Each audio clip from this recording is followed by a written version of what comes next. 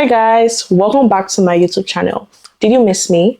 Because I missed you. Hell yeah. See, to be honest, I'm not a weird babe. Sometimes I behave weirdly, but please pardon me.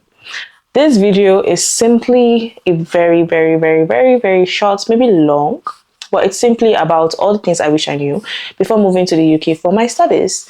And I'm pretty sure someone else watching me right now is also feeling the same way. You want to know every single thing that you possibly can, but you can't just find all your answers on the internet or on TikTok or with ChatGPT. So I'm gonna be your personal GPT. Clock it. I'm going to be your personal assistant for the day. I'm going to tell you every single thing you need to know before coming to the UK for your studies. And I'm not just talking based on my university, that is the University of Salford. I'm talking based on any university in the UK, Manchester, London, Birmingham, anywhere you want to go to. We're going to cover every single thing you need to know.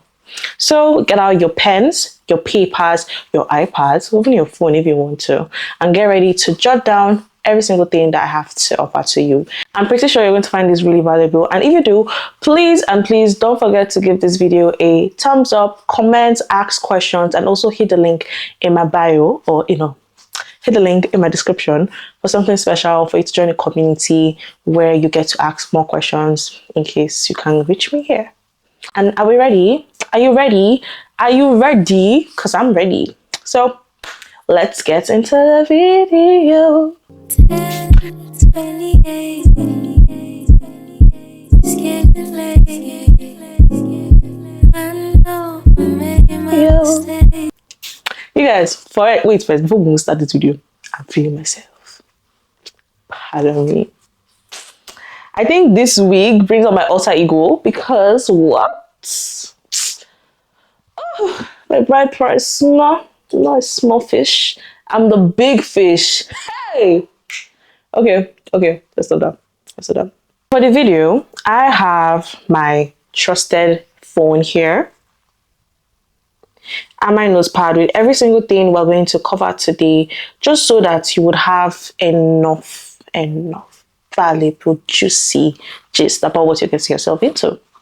Now, first things first, if you're planning to study here in the UK, or you're just curious about the whole system, this video is right for you. So I'm going to give you every single thing that you need to know. If you have any questions, please don't hesitate to drop them in the comments, and I would make sure to answer, because where I was last year is not where I am right there. Now, let me give you a background into why I'm making this video.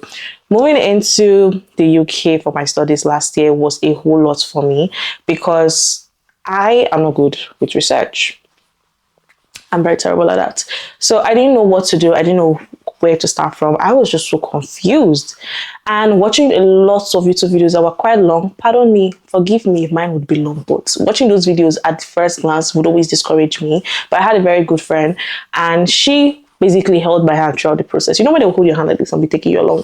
She held my hand through the process, and it made my life so much easier. And I felt the need to give back, basically, because I feel like a lot of people are also in the same boat that I was in, God forbid, that was in last year. So I'm trying to make sure that doesn't happen, because right at this very moment, October last year, I was planning to relocate. I was planning to move. I was planning on a lot of things. I didn't know what I wanted to do. I didn't know this one I wanted to go to. I was just existing. And I don't want that for you guys. So we're going to make sure we dive straight into it. It's really going to be like an extended, deeper guide than the previous one that I posted. I think that other one was very surface level because I didn't really break it down into a lot of juicy details that most of you guys would really need. But if I still don't cover that today, please, you go hit that link in my description box, because there's something there that is really special for you guys that I want you guys to also know. And we're going to talk about that later in the video. So let's start. Now, if the UK has taught me yet again any other thing, people who watch my vlogs on TikTok would know my pain by now, but like, if the UK has taught me any other thing here, is that the experience that you watch online, maybe through my videos or through someone else's videos, are not what you're going to experience most of the time.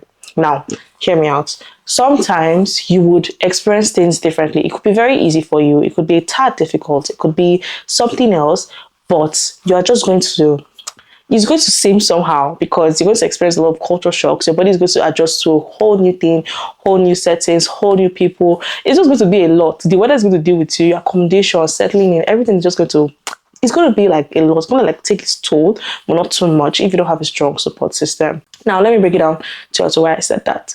When I came in January, luckily for me, I had a very good friend, and it was very easy for me because we are currently flatmates, and I had her in my life.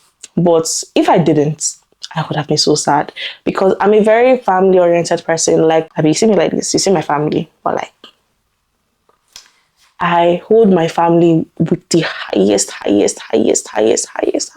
esteem. I love my family so much that when I was moving, I was so sad. I did not want to come to the UK for my master's. That is something that I don't think people know about me, but I did not want to come. I wanted to stay in Lagos and do my master's. I wanted to go to PAU to do it. I was even considering Unilag to do my master's because I did not want to leave my family. That is how my family love is so strong. That's how they don't rope me in like sites, like I was tight in it. Do I regret moving? Not really. I don't regret it because I still gained so much experience that I want you guys to also gain. So if you have the opportunity to leave, leave.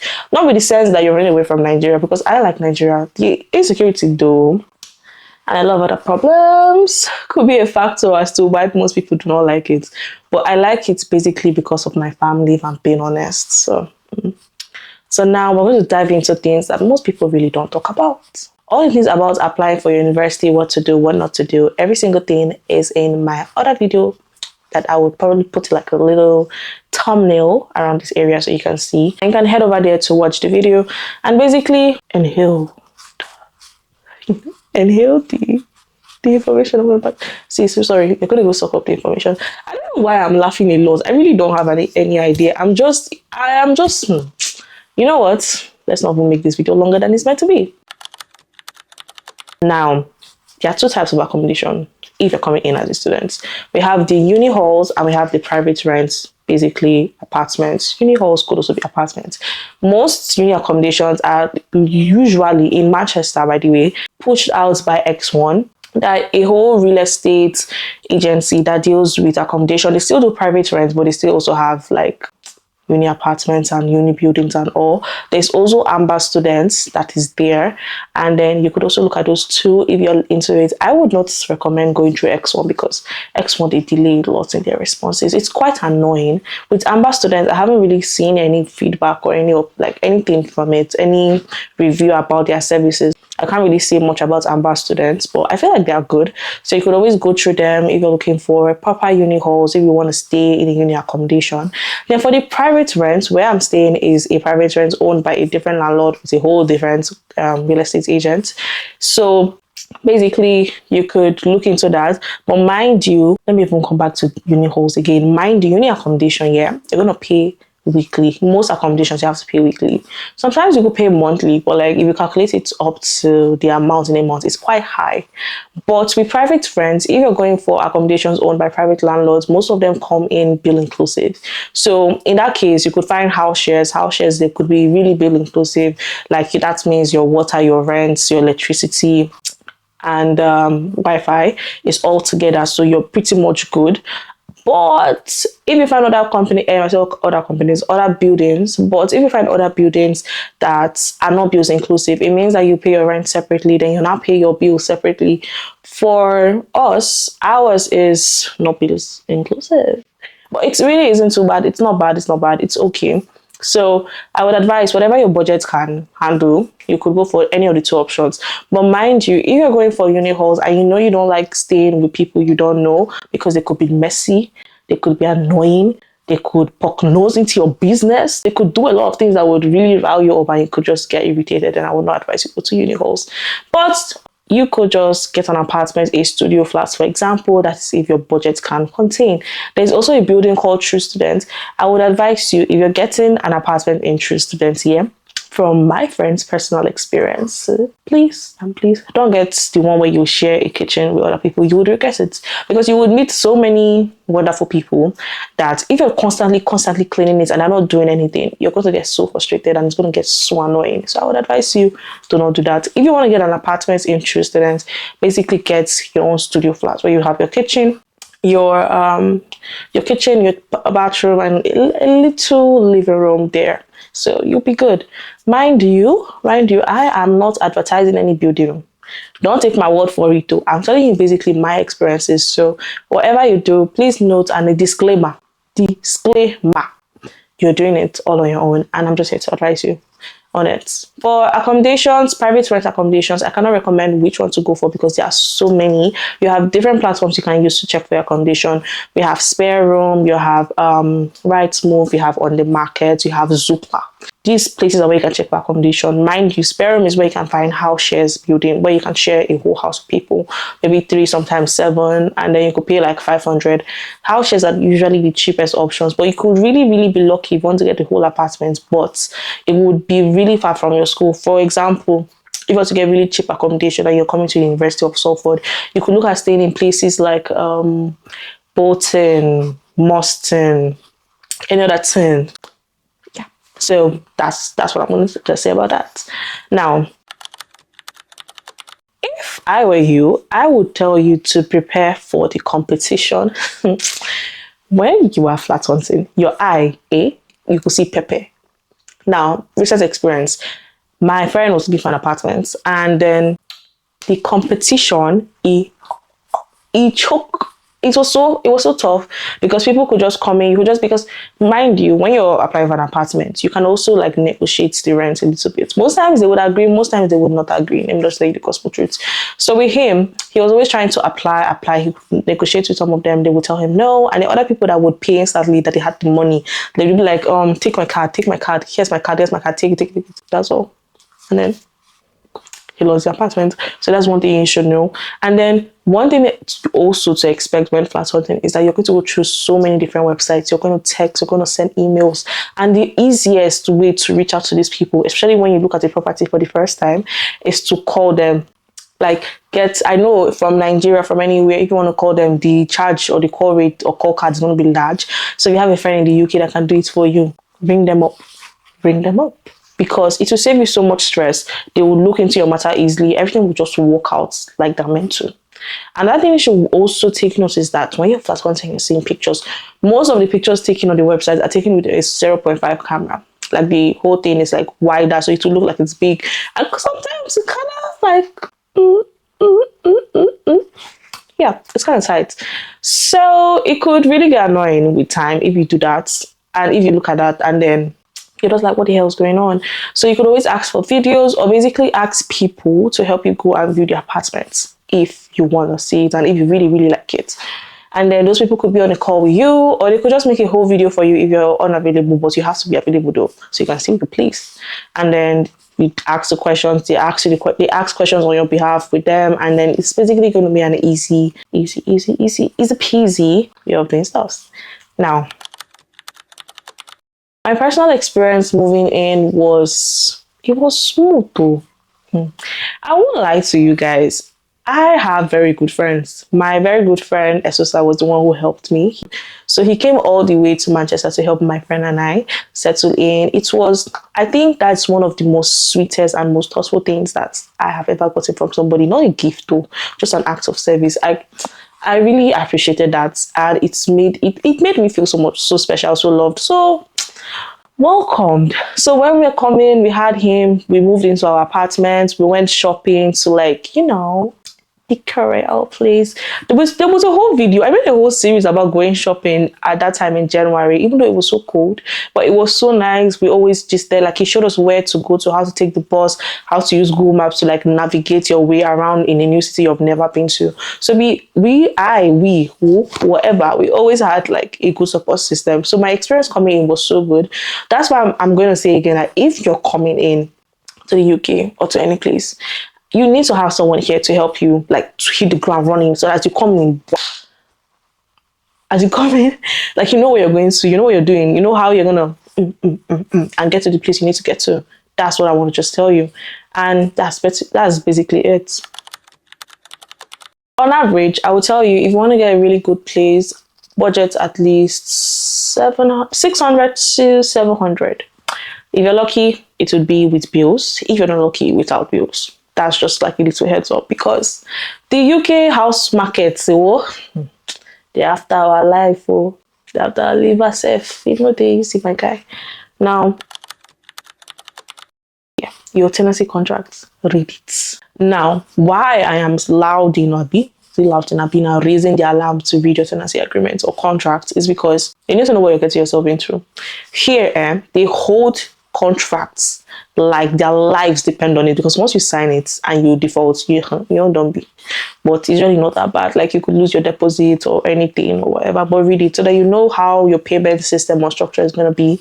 You know that every single thing that you've discussed with the landlord has been reflected into it, so that anything that happens at all in the apartments, you'll have your contract to back you up in any case.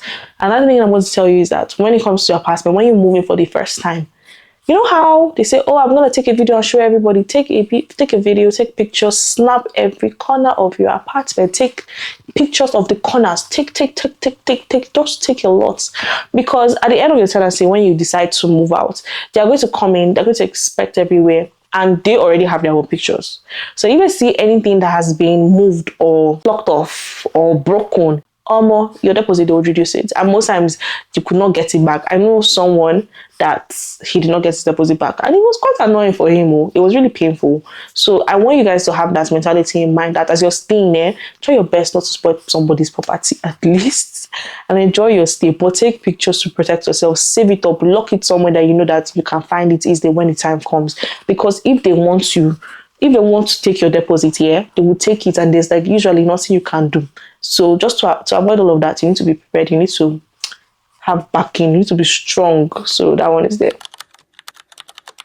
For that one, I'm going to say the UK generally is safe. Manchester specifically for me is kind of safe, regardless of the new news popping up and down about but aside from that, it's okay. For the heating, you cannot use the heater as much as you would like if it's not bills inclusive though, because it's going to draw a lot of electricity, and then when you get your bill at the end of the month, it's going to be a little scary. So I would not recommend that. Then for shared spaces, honestly, I am not a fan of shared spaces. I cannot recommend. I can't even talk about shared spaces, because if I do, I would discourage you, because I don't like staying with people I don't know, especially if we're going to share the kitchen. I would not like that. But if you're really, really lucky, because I know someone, she's so lucky that she has her kitchen, she's sharing it with the nicest people, cleanest people. So she's not going through anything. So it's a 50-50 chance at the end of the day. So if you are lucky, you would not lose out. If you're not lucky, you would.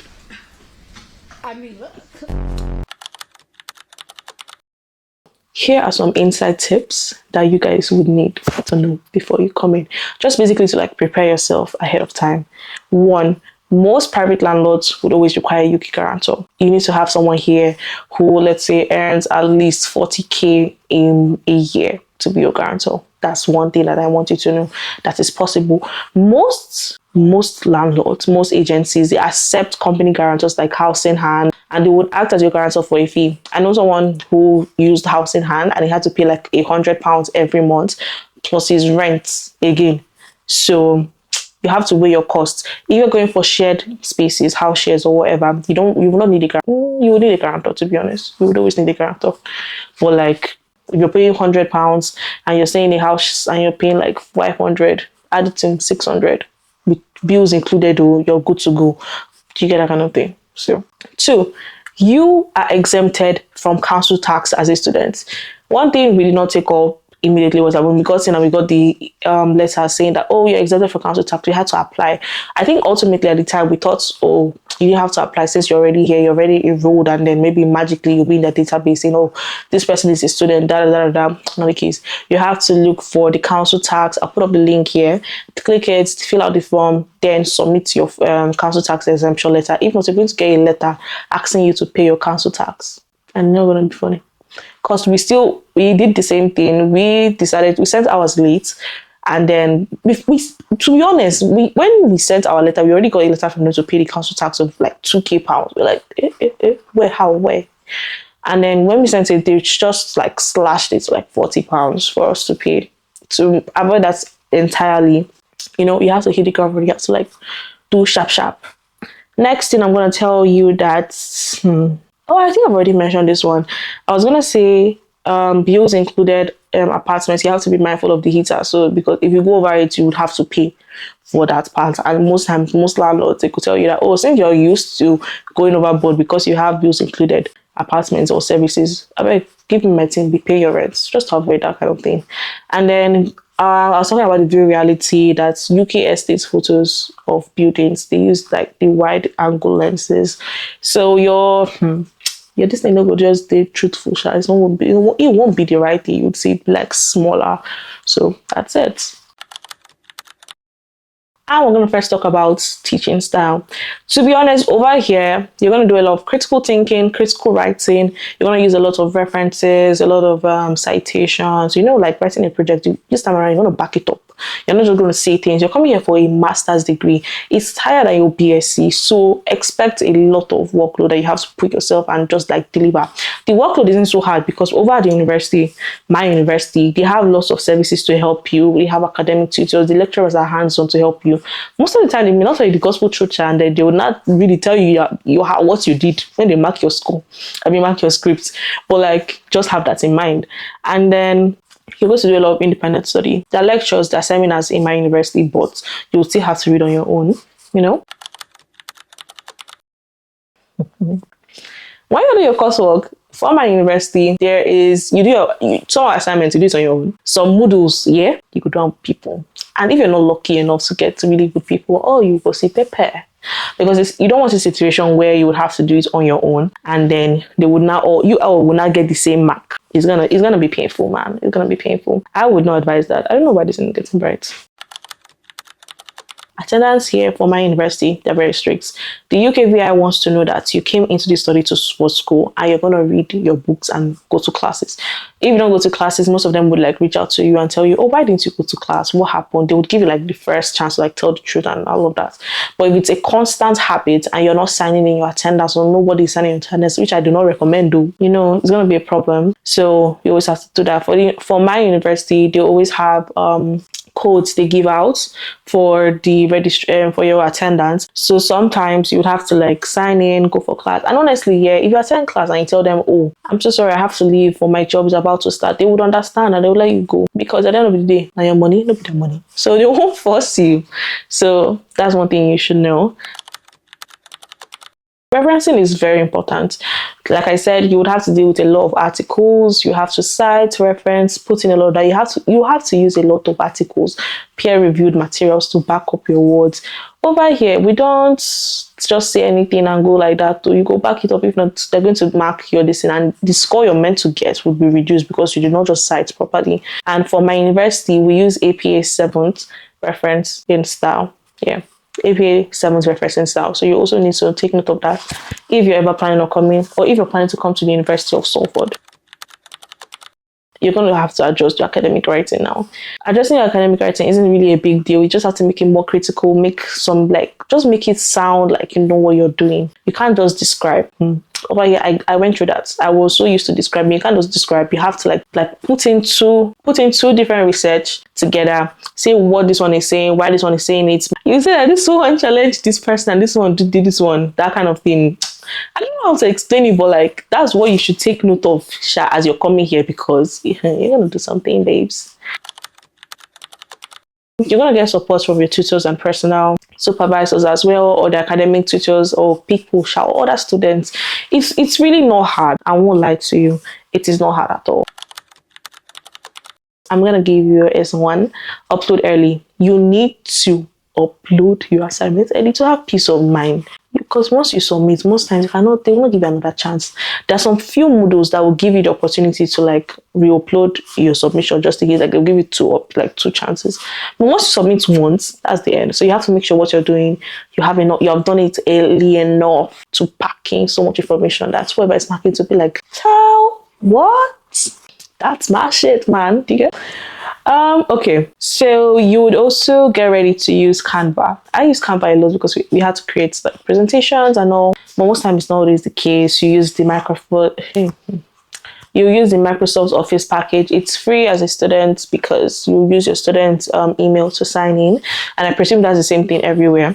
And then you would use Blackboard. For University of Salford, you're going to use Blackboard. Blackboard is where you'd see all your course announcements, be able to download your files, your, I don't know, your coursework for the day, your assignments. So here, if I tell you that your assignment has to be like 4 keywords, it has to be 4 keywords, unless they give you the allowance to go over plus 10% or minus 10%. So I don't know how to explain that part, but like, you know, you could do up to like 4,100 words or like 4,050 words, that kind of thing. But the word count here sometimes it sticks. If not, like they would stop reading where it ends. And if you have not answered the main question by that time, you won't get your full mark.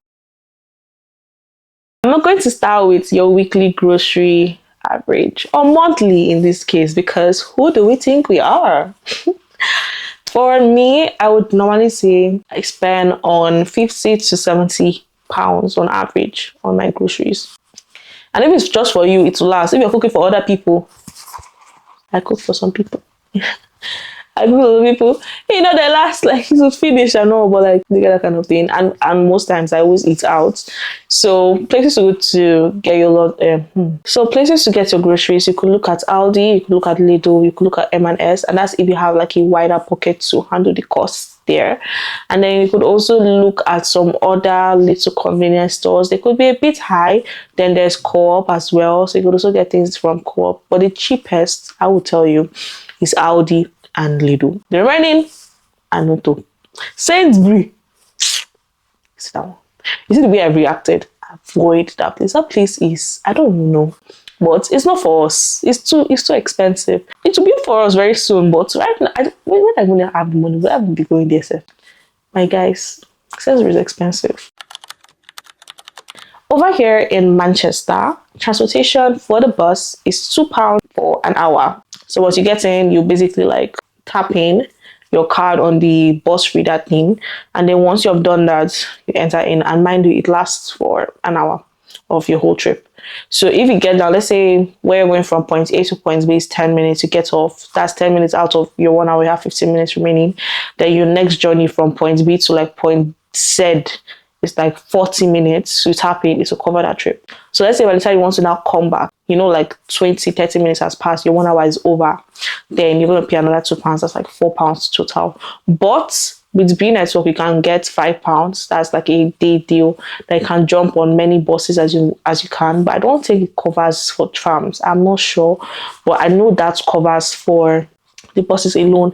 But you also have the option to get like a 3-month bus pass. That's also cheaper, even though you're going to be taking so many buses at the same time. So you could get that for like £100, £150, because if you calculate it, if you're going out every day and you're spending like £5 every day, that's a lot of money. So it would save you a lot of money. Then for trains, you always could get a rail card. Not you could, you have to get a rail card. Rail cards are so important. I use a 16 to 25 rail card, and it gives me so much money off, sometimes 50% off, sometimes 80. And I'm always like, I guys not trying to kidnap me. I mean, the train does spoil. That's how good it is. So you could be going from Manchester to London, and you check the original price, could be £50. Once you now do that, you get like 25. Sometimes you get like 20. Sometimes to and fro could be like that too. But you understand the gravity. I mean, not the gravity, but you understand what I'm trying to tell you. Yeah, that is what you would definitely see. Now, for trams, you just have to tap. That's like £1.15 or £1.50, and like the way I showed you, you're gonna use your phone to tap on the card reader. You can also use your normal ATM card because they're all contactless. You do that. You could also pay or use cash, but the thing about that is I don't know how to use a ticketing machine. So maybe if you guys try it and you guys get it, then you guys come and teach me. Actually, I would love to do that. But that's the thing, because it has so much information on the thing that I got so confused looking at it. I'm like, wow. Because at the end of the day, once you tap in, you have to tap out at your location. So if you're taking a tram from Piccadilly Gardens and you tap in, you need to make sure when you get to wherever you're going, maybe Media City, you tap out. That's just the gospel truth. If not, it's going to be a problem. And that's just the thing. Ubers are not bad necessarily. Like if you have the money, it's not bad. If you're sharing with people, it's not bad. If you're taking Uber on your own, then it could be bad because the prices could be outrageous, which could be annoying, but it's not bad. For my university, I'm not going to lie to you, we have like a third party company partnership thing. They're called Unitemp. So they help students get jobs in this university, and there's careers hub that the university owns that helps you create your CV properly, prepare for an interview, and basically get ready for your job interview or to wherever you want to go to. So it's really, really, really, really, really, really, really good services that they have to offer. So under the culture shock and your social life, I wrote down that you're going to hear lots of accents. Communication differences are going to be there because somebody can come up to you and be like, "You're right, love. Please don't go and tell them, oh, I'm not okay, I'm quite sad." That's not what it means. They're just asking you, hello. They're just telling you hello.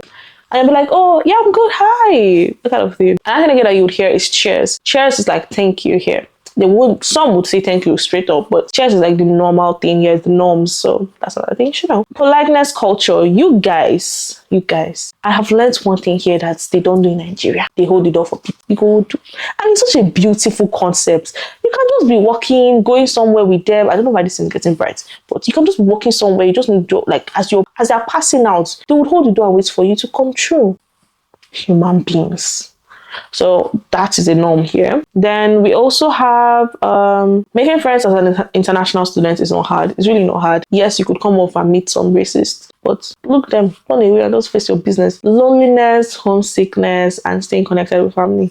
So as I said earlier in the video, I am a very family-oriented person. So I got homesick, and that was like, I think a week after I moved, and that was because of my birthday. My birthday was on the 15th. I came on the 5th. I thought I was going to be so happy because, you know what, I'm a big babe, I'm an adult, I'm living here on my own. That was not the case on that day. I was so sad because I didn't have my family, so it felt a type of way. So you're definitely going to feel lonely, you're going to feel homesick, you're going to look for all your foods, your African foods and everything, but you would still find it too. There are stores here, there are wholesale markets. I want to go to a wholesale market and go and buy food stuff. My fridge is quite small, so it's like 50-50. Homesickness, loneliness is real. Don't let that stop you. Once you have a community, you guys will definitely enjoy here. I have the best set of people. I don't like going out. I am not a going out person, but having the best people with you, even if you don't go out, you just listen to their stories. You're basically like living through them because they'll tell you things that you would never have thought of if you did not go anywhere. I'm trying to get out of that bad habit, mind you. I'm not advertising or be advocating for it, though. It's not good, but I'm trying my best. Now, another thing to help you feel grounded is going to church, your faith, your community. Once again, because I hear I'm mentioning community, don't worry, I have a big announcement at the end of this video. But for your faith, go to church. I go to church sometimes, but I mainly attend online because I attend Salvation Ministry. So me and my pasty, you get. Or like go to church if it helps you feel more grounded. But I want to tell you guys that you guys will definitely enjoy here once you have somebody with you and somebody for you and somebody by you. Now, I'm going to give you my little inside tips. Friendship takes time. Usually, you can make a lot of friends here at uni once you join communities, 1 or 2. And even if you don't stay to the end of the community, you join, meet people, talk to people, mingle. It won't be a bad thing, would it? You are going to feel pressure. You are going to feel burnt out. You're going to feel tired. If you're a creator, you're going to feel creator's block. I'm not going to lie to you, you're going to feel those things. I felt it this year. And I thought it was like play, like people were just talking. Nah, lie, you. It's real because I took like 3 months off. I was so tired. I did not want to create. I didn't want to do anything. I was just in my own head. I was so tired. So you're going to feel that type of way. You're going to feel that. So you have to get ready to talk and communicate. If you're the type that doesn't, like, you don't like talking, it's fine, it's okay, but you still need to try. So that, because if you can't talk, how are we going to help you? How is your friend going to help? So you're going to feel that. I just want you guys to get your mind in the right order to prepare for all these things that are going to happen. You are going to need a structure. You're going to need a routine that you're going to be following. You're the type that goes on a whiff and just do everything and it works for you. Over here, it could still work, but it could be a bit hard. So you need to prepare for your mind that, I say prepare for your mind. You need to prepare your mind that you're going to have to like organize yourself in a way that you're not going to let anything come in and make it hard for you. No. And you need to learn how to take breaks. Learning how to take breaks is like the most important thing because that break I took, man, it was needed. That's why I came back with a banger. Be happy. And if you need someone to talk to, I'm here. Comments, text me, I would answer. And you guys, these are the reasons and lessons why I created the Students InfoX Hub. The girl is a CEO. But this the InfoX Hub is basically a community created by a student for students and for your well-being. It's basically to make things easier for you, because when I was moving, I had lots of questions and honestly I couldn't find clear answers. And I'm trying to help students, Africans, basically Nigerians, Kenyans, any one of you, to get answers easily from a reputable source, where you ask students who have gone through so many things that you would want to know if you're the only one experiencing it for the first time, so you can get a little bit of guidance and know what to do and how best to go about it. So if you need help with applications, the InfoX Hub is there for you. If you need help with accommodation viewing, the InfoX Hub is also here for you. If you need general help with getting an Uber at the airport, pick up, spend the days with you, or anything just to help you, the InfoX is there for you. There are services offered and tailored uniquely for your experiences to help you guys out that no agent is going to give you. No agency is going to follow up with you. No agency is going to give you a community back, that when you're coming in, when you feel alone, that you would have weekly meetups where you guys would just go and play games. No agent is going to do that. But here at the InfoX Hub, we do that. We welcome you into our little family, because I'm big on family and I can't see anyone without a family and without a support system to handle any new phase of life. So if that's for you, if that sounds as interesting as it did for me to even create, then you know what to do. Hit the link in my description box and join the community. You would get to fill a form first from the link. That is where you tell us your name, where you're from, just personal details that would not be shared. It will be saved in a personal lock and throw away key kind of OneDrive, where all your files will be saved, just basically to have a record of every single person that's a part of us. We're not playing at the InfoX, and I hope to see you guys join. I hope to see you guys ask your questions, and it's gonna be an amazing time. It's gonna be nice. Mind you, disclaimer, before you say I'm not there if you want to drag me, some services are paid, obviously, but you would get to know about it once you join the group and ask questions. And yeah, guys, I hope to see you guys at the InfoX. I hope to hear your questions. I hope to help you. And I hope we grow into a very, very big family, more than a community, honestly, but into a big family. It will really be amazing. So I really can't wait to see you guys. I really can't wait to spend time with you guys in person and help as best as I can. Thank you guys for watching my video, because I'm so excited to have you guys here. I'm not lying. We are almost at 700 subscribers. Do you know, I did not even mention that. What is wrong with me? Thank you so much for subscribing to my channel. I'm so grateful. You guys have no idea. I feel like with how inconsistent I am, you guys always still find a way to stick with me and stay with me, and that is something that I truly appreciate and love. Thank you so much. And yeah, moving to the UK has changed me in so many ways. It has made me more confident and more happy. And I can't wait to see you guys become a better version of me at the moment. Be more confident, be more happy, more you. So I'm going to see you guys in my next video. And I really hope you love this video. If you have any feedback, anything you want to tell me at all, please don't hesitate to join the community and let me know your feelings, ask questions, and I will answer. Thank you, and I'll see you guys in my next video. Bye, guys.